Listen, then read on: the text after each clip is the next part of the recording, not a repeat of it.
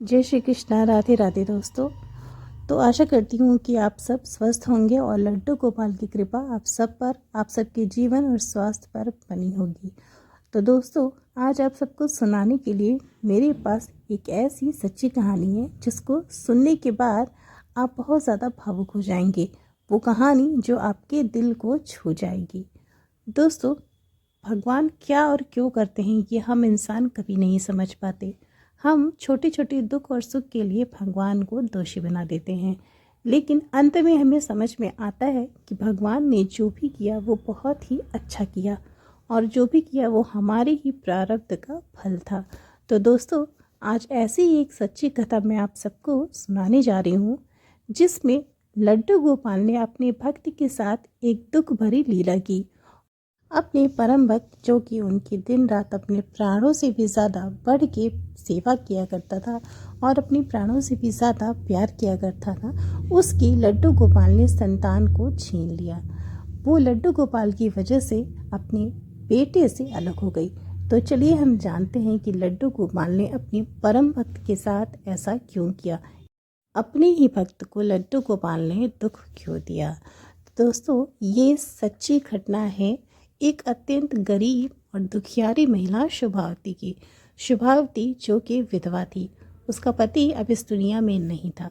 कुछ वर्षों पहले ही गंभीर बीमारी के कारण उसकी मृत्यु हो गई, लेकिन अब उसके ऊपर 2 नन्हे बच्चों का बोझ था। उसके 2 बेटे थे, एक 5 वर्ष का और दूसरा बहुत ही छोटा था, जो कि अभी सिर्फ 2.5 वर्ष का था। तो शुभावती अकेले रहने वाली ये गरीब असहाय महिला थी। वो इधर उधर लोगों के घर में झाड़ू पोछा लगाने और बर्तन साफ करने का काम किया करती थी। इस तरह से मेहनत मजदूरी करके वो अपने छोटे छोटे बच्चों का पेट भरती थी और उन्हें उनका पालन पोषण किया करती थी। शुभावती का जीवन संघर्ष से भरा हुआ था। बहुत ही कम उम्र में उसका पति ये दुनिया छोड़कर चला गया और उसके सर पे 2 छोटे बच्चों की जिम्मेदारी थी। उसके पास आय का और कोई भी साधन नहीं था। वो भले ही एक गरीब, कम पढ़ी लिखी और असहाय महिला थी, उसके आगे पीछे कोई नहीं था, लेकिन वो बहुत ही साफ दिल की महिला थी। छल कपट उसके अंदर बिल्कुल नहीं था और वो एक बहुत ही धार्मिक महिला थी। वो अपने बच्चों की देखरेख के साथ साथ अपने घर में ही बाल गोपाल की भी सेवा करती थी। उसके घर में एक बहुत ही सुंदर से लड्डू गोपाल थे। हालांकि शुभावती के पास अपने बाल गोपाल को भोग लगाने के लिए नए अच्छे वस्त्र पहनाने के लिए ज़्यादा धन तो नहीं होते थे, लेकिन वो हर महीने थोड़ा बहुत जो भी कमाया करती थी, बस उसी में से बचा के नन्हे लड्डू गोपाल की सेवा ज़रूर किया करती थी। अपने पति के मरने के बाद उसका ऐसा भरोसा था कि बाल गोपाल की वजह से उसका जीवन चल रहा है, उसके बच्चों की परवरिश हो रही है, इसलिए लड्डू गोपाल में उसे एक विशेष भरोसा और आश्वासन था। वो चाहती थी कि बाल गोपाल हमेशा मेरे साथ रहे। मैं भले ही गरीब रहूं या फिर अमीर रहूं, लेकिन अपने बाल गोपाल को मैं कभी भी नहीं छोड़ सकती। जैसे अपने दोनों बच्चों की देख रेख करती, ठीक उसी प्रकार लड्डू गोपाल की भी देख रेख किया करती। एक बार शुभावती अपने दोनों बच्चों और साथ में लड्डू गोपाल को लेकर ट्रेन से कहीं जा रही थी। तभी उसके साथ हृदय को झकझोर देने वाली एक ऐसी बुरी घटना होती है जो उसके जीवन की काल बन जाती है। शुभावती अपने दोनों बच्चों को लेकर उनके भविष्य के बारे में बहुत ज़्यादा चिंतित रहा करती थी। उसे इस बात की चिंता थी कि इतने कम पैसे में मैं अपने बच्चों का भविष्य कैसे बनाऊंगी। अभी तो दोनों बच्चे छोटे हैं, लेकिन ये दिन पे दिन बड़े हो रहे हैं। मेरी इच्छा है कि इनका स्कूल में दाखिला करा के इन्हें कुछ पढ़ाओ लिखाओ भी। शुभावती की ऐसी इच्छा थी कि वो अपने बच्चों को स्कूल में भेजकर उन्हें पढ़ाई भी कराए।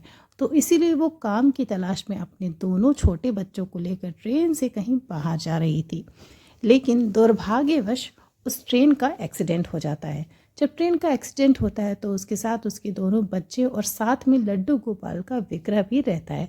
वो अपने लड्डू गोपाल को कभी भी अपने से दूर नहीं करती थी, क्योंकि वो ऐसा मानती थी कि उसके लड्डू गोपाल ही उसके बच्चों की देख रेख करते हैं, उनकी रक्षा करते हैं।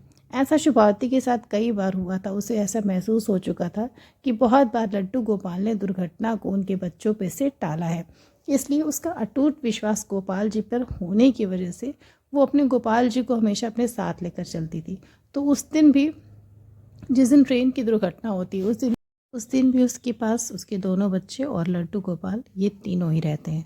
उसके बड़े बेटे का नाम रहता है राघव और उसके छोटे बेटे का नाम रहता है माधव। तो राघव और माधव को लेकर वो अपने लड्डू गोपाल के साथ ट्रेन में बैठी रहती है। दोनों बच्चे आराम से खाना खाकर सोए रहते हैं। तभी सामने से आ रही एक ट्रेन से शिभावती की ट्रेन की टक्कर हो जाती है और एक भीषण हादसा हो जाता है।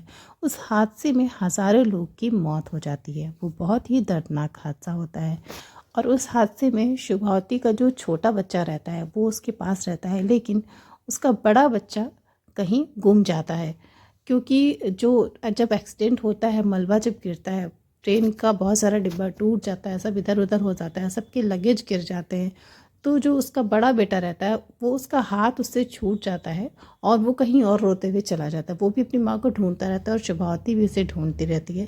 लेकिन ढूंढते ढूंढते चूँकि बहुत ज़्यादा भीड़ वहाँ पर रहती है, लोग इकट्ठे हो जाते हैं और जिन लोगों को चोट लगी रहती है वो लोग रो रहे होते हैं, बहुत सारे बच्चे भी होते हैं। तो उसका बड़ा बेटा जो रहता है वो वहाँ से गायब हो जाता है और छोटे बेटे को बचाने के चक्कर में वो बड़े बेटे को ढूंढ नहीं पाती। वो लड्डू गोपाल की प्रतिमा और अपने छोटे बेटे को लेकर वहाँ से निकलने की कोशिश करती है। वो अपने छोटे बच्चे को लेकर किसी तरह से वहाँ निकलने की कोशिश करती है, लेकिन दुर्भाग्यवश उस बच्चे को सामान के गिरने की वजह से सर पे चोट लग जाती है और उस बच्चे की मृत्यु हो जाती है। शिभावती का छोटा बच्चा वहीं पर ख़त्म हो जाता है और इस दुख को वो बर्दाश्त नहीं कर पाती है। लेकिन चूँकि उसके मन में अपने बड़े बेटे को ढूंढने की भी बहुत ज़्यादा प्यास रहती है, उसे एक तड़पन होती है कि मेरा बेटा, इसे तो चोट लगी, ये तो पता नहीं ज़िंदा है या फिर मर गया, मुझे नहीं पता, लेकिन मेरा बड़ा बेटा आखिर है कहाँ, वो किस हालत में होगा, कहीं वो भी ना दब गया हो या फिर उसे कहीं कोई बड़ी चोट ना लगी हो। तो वो अफरा तफरी की स्थिति में अपने बड़े बच्चे को ढूंढती रहती है।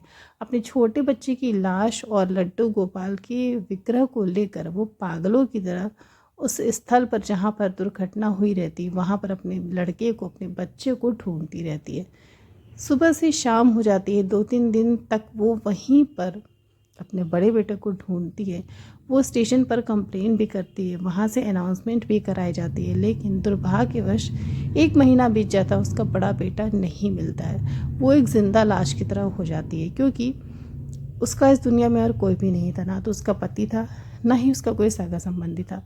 उसने अपना पूरा जीवन अपने बच्चों के नाम कर दिया था और उसका बेटा बहुत ही छोटा था और कोई भी माँ, किसी भी माँ के लिए इससे बड़ी और दुखद बात तो कोई हो ही नहीं सकती है।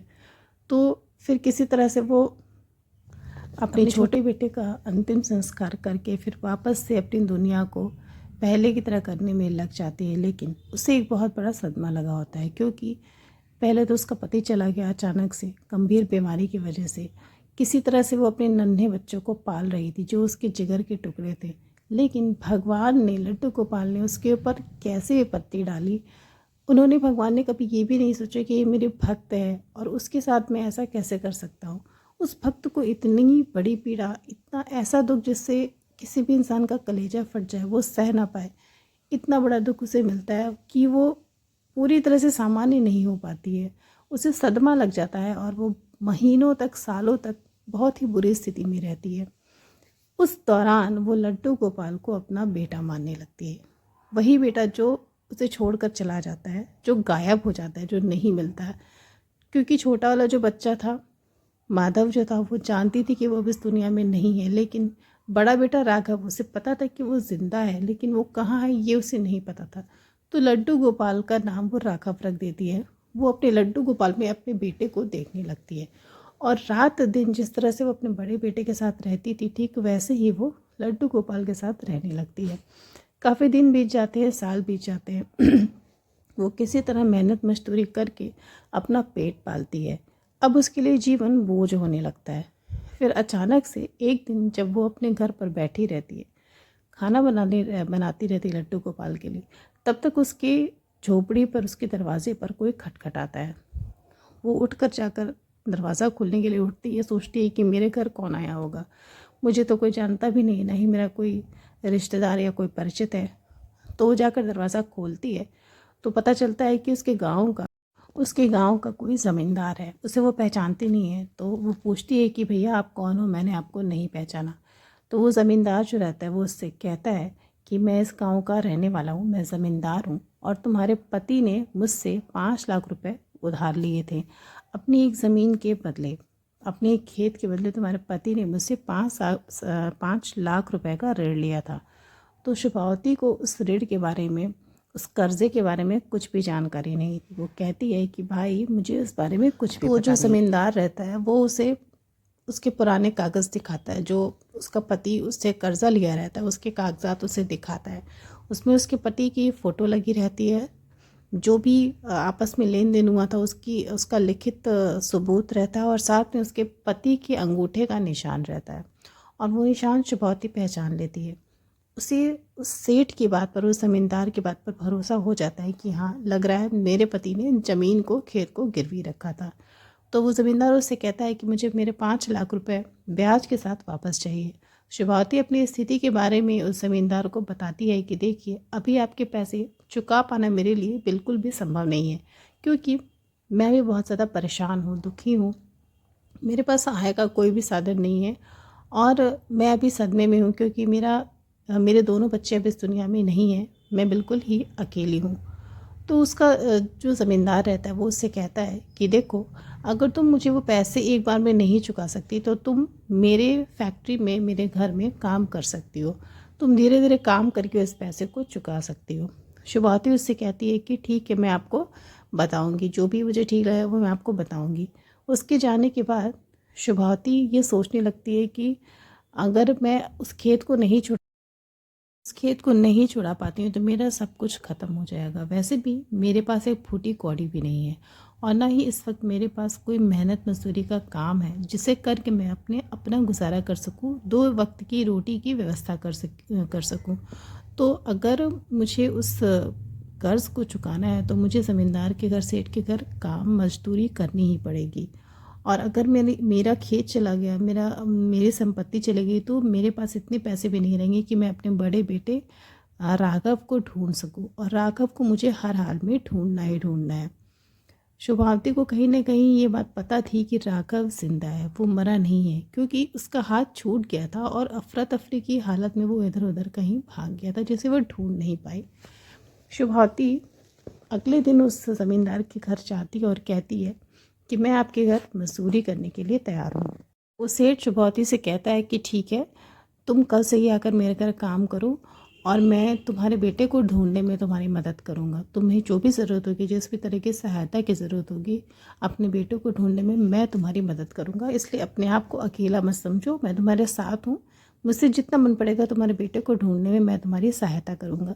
जब ये बात ज़मींदार ने शुभावती से बोली तो उसके मन में एक नई उम्मीद जगी। उसे लगा कि जैसे उसका बेटा मिल जाएगा, उसे किसी की मदद मिल जाएगी या किसी का सहारा मिल जाएगा अपने बेटे को ढूंढने में। तो शुभावती को लगा कि अब मुझे कुछ भी नहीं चाहिए, मुझे एक सहारा मिल रहा है, मुझे काम मिल रहा है, मुझे पैसे मिलेंगे तो मैं अपने बेटे को ढूंढ पाऊँगी। तो शुभावती अगले ही दिन सेठ के घर मजदूरी का काम करने लगती है, और मन ही मन लड्डू गोपाल को बहुत ज़्यादा धन्यवाद देती है।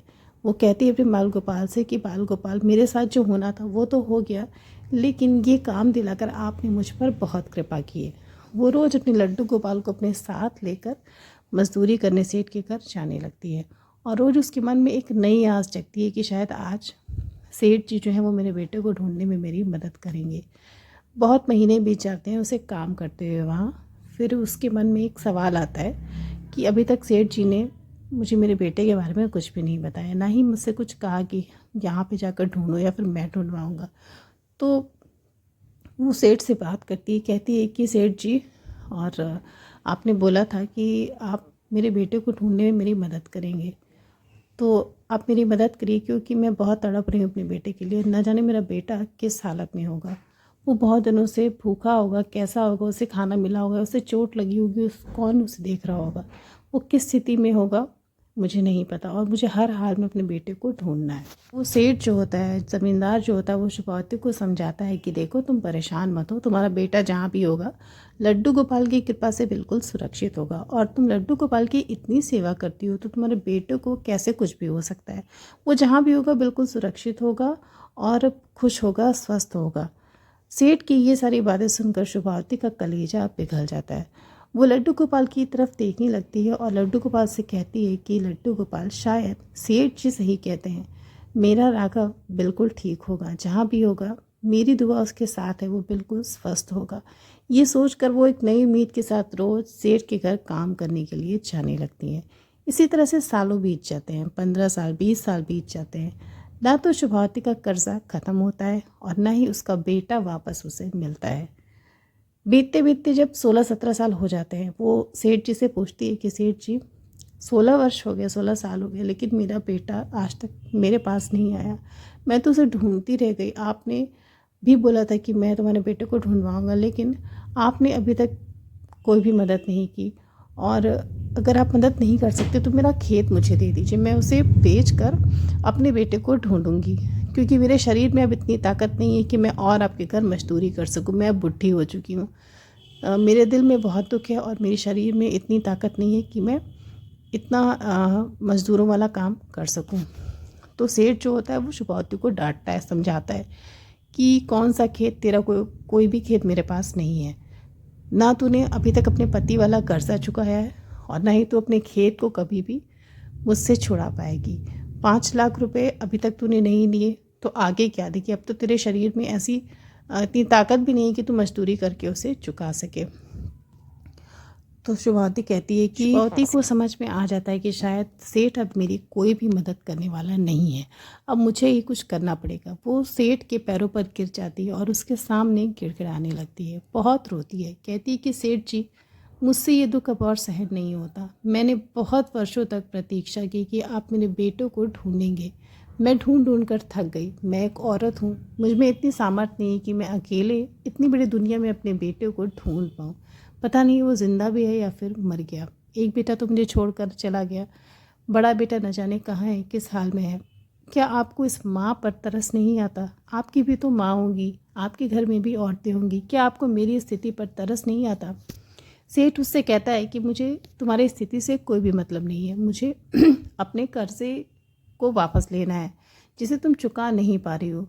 शुभावती उसके पैरों में गिरकर बार बार उससे बोलती है कि आप भले ही मुझे मेरी ज़मीन मत दो, लेकिन मेरा बेटा ढूंढ कर मुझे दे दो।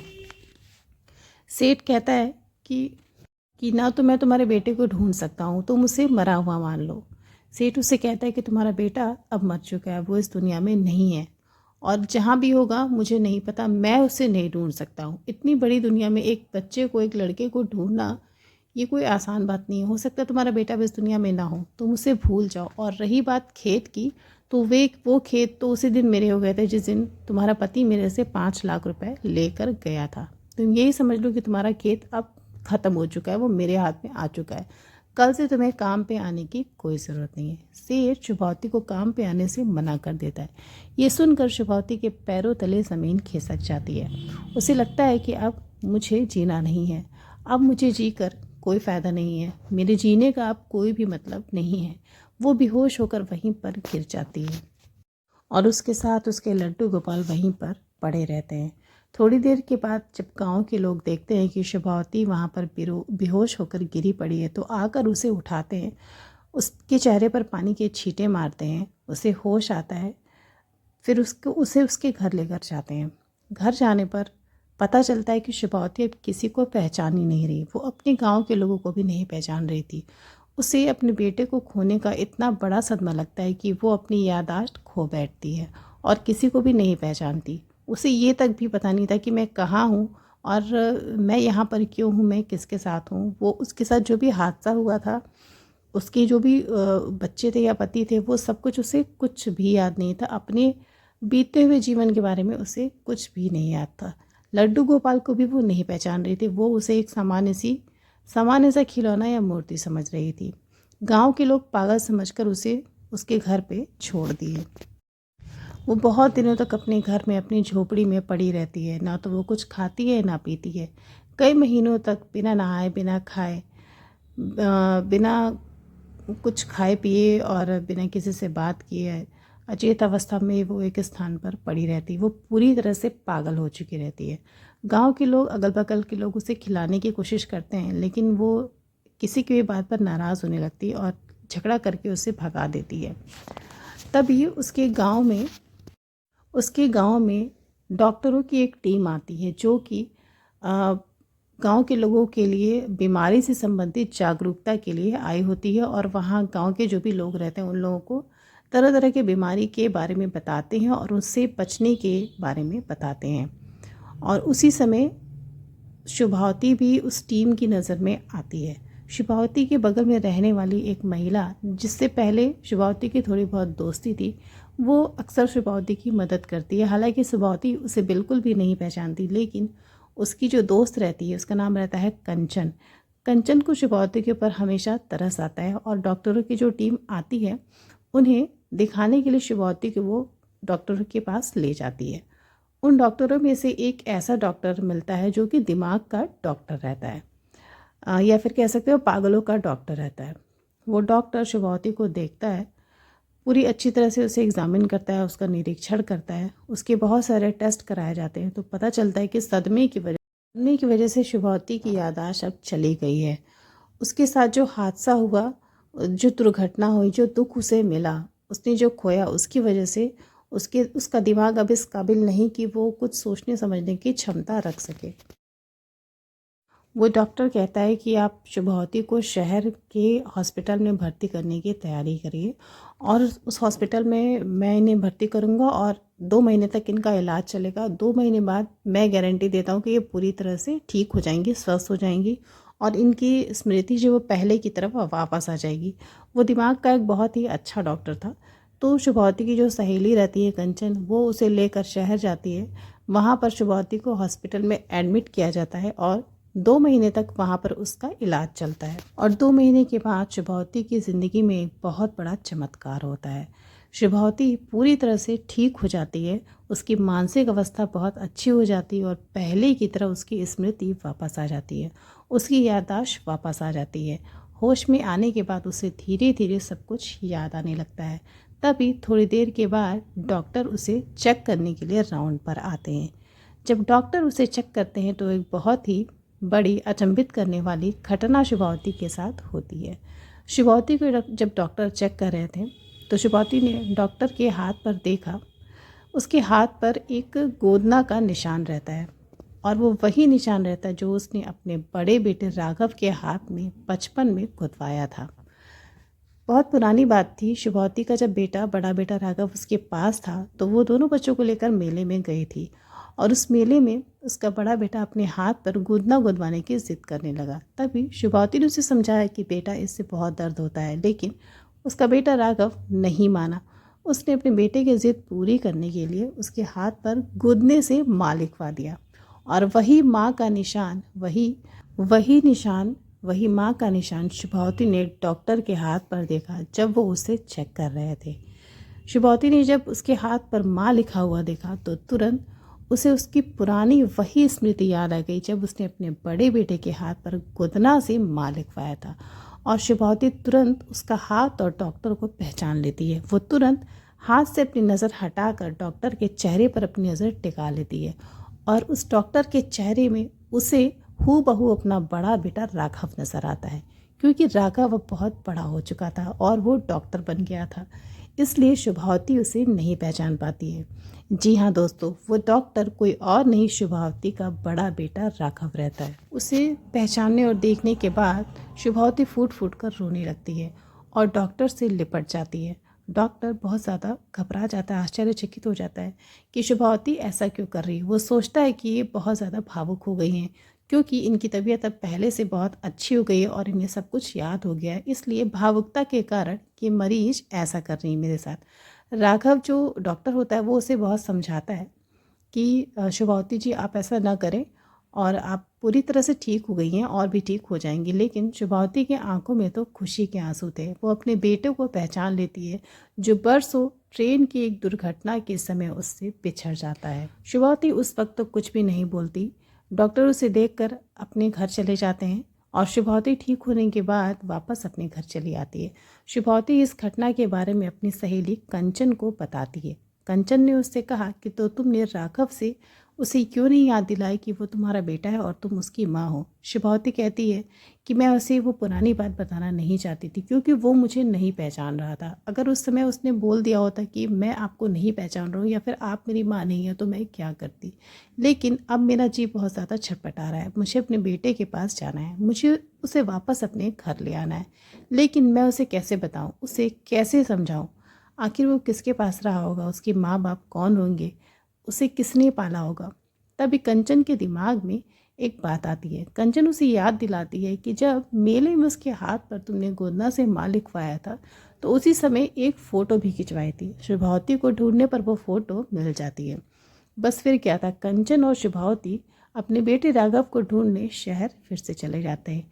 ढूंढते ढूंढते वो राघव के घर पहुंचती है, जहां पर उसकी मुलाकात राघव के माँ बाप से होती है।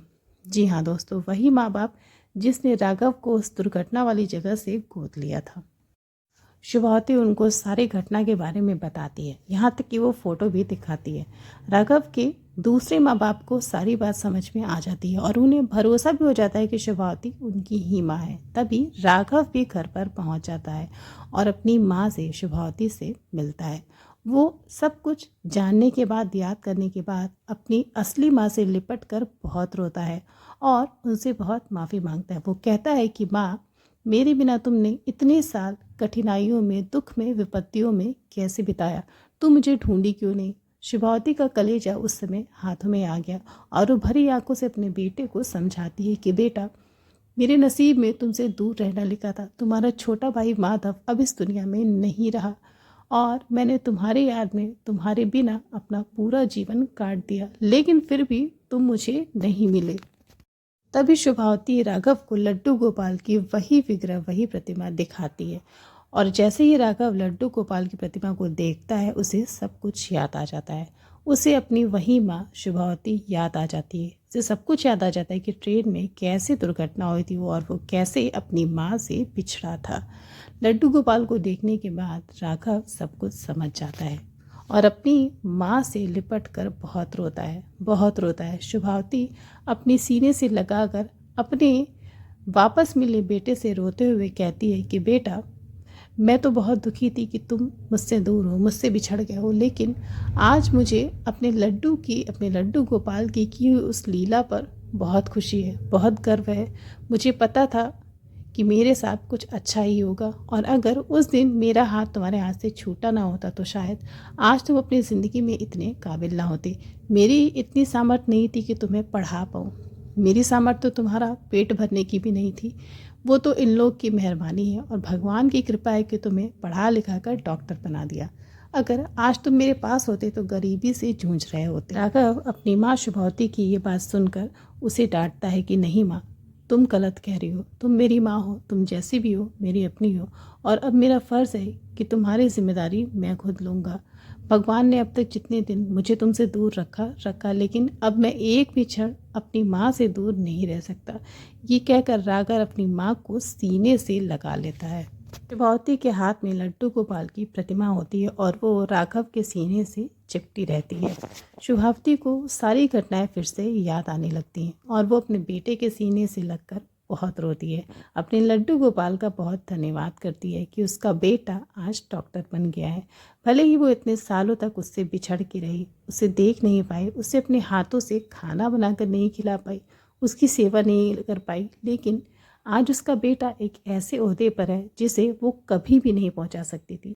दोस्तों, शुभावती की इस दुख भरी कहानी से एक बात तो मुझे समझ में आ गई कि हमारे जीवन में हमारे प्रारब्धों का कितना भी बुरा फल हमें भोगना पड़े, लेकिन अगर हमारे जीवन में भक्ति होती है, अगर हमारे जीवन में भगवान का सानिध्य होता है, भगवान का आश्वासन होता है, तो हमारे साथ बुरा होकर भी कभी बुरा नहीं हो पाता।